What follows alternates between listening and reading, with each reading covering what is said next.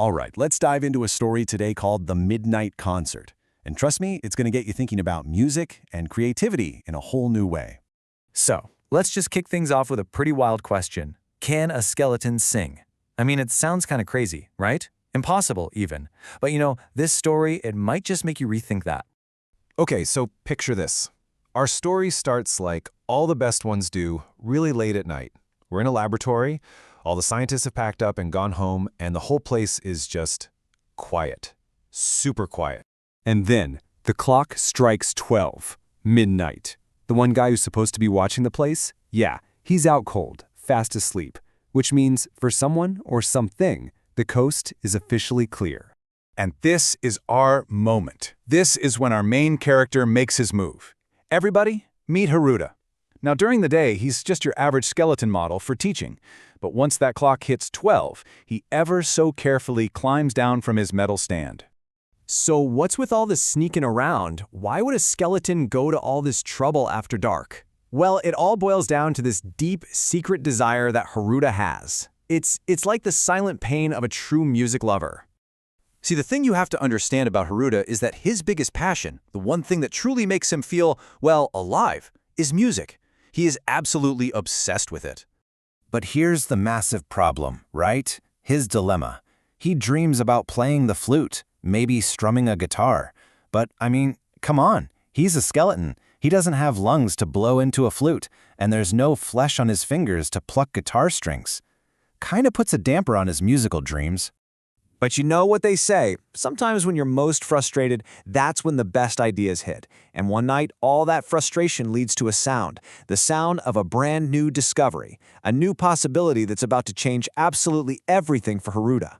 And this is it, the big breakthrough. It's like a light bulb just goes off in his skull. After all that wishing and wanting, Haruta finally realizes the solution was right there with him the whole time, his own body. That could be the instrument. So what's the first thing he does? He starts experimenting, right? He takes the bones of his right hand and he gives his own left rib cage a little tap. Just a gentle, curious tap. What do you think happened next? And the result? Whoa! It wasn't just one sound. It was this whole sequence. Tong, das, kut. Suddenly, for the very first time, this percussive, totally unique music is echoing through the silent lab. And that one little tap? That was just the start. It starts to grow into something way, way bigger.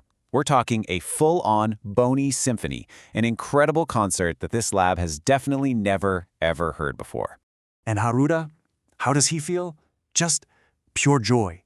He realizes this sound is amazing, it's beautiful, and even better, it's his. It's a sound that no flute or guitar could ever make.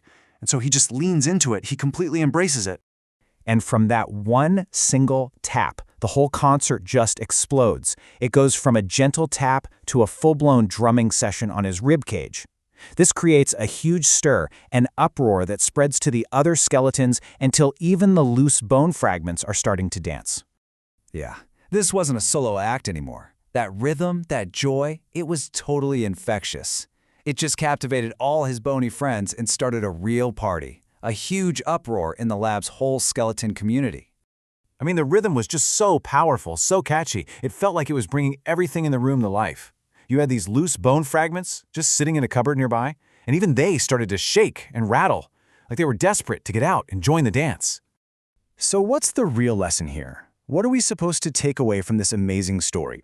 It's really about the echo of creation, isn't it? It's this perfect, beautiful example of how our creativity can just soar above any and all limitations. You know, Haruta's story really leaves us with some big ideas to chew on. First, it shows that creativity can pop up literally anywhere. It also proves that our limits, they aren't always a bad thing. Sometimes they're the very thing that pushes us to find these amazing new solutions. And maybe the biggest takeaway of all is that sometimes our greatest instrument is just ourselves. And that kind of brings us to our final thought for today. Think about it. Haruta found his music in his own bones because he couldn't play a guitar. So it makes me wonder, and I want you to wonder too, where do you find your creativity when the normal tools aren't there? What's the real source of yours?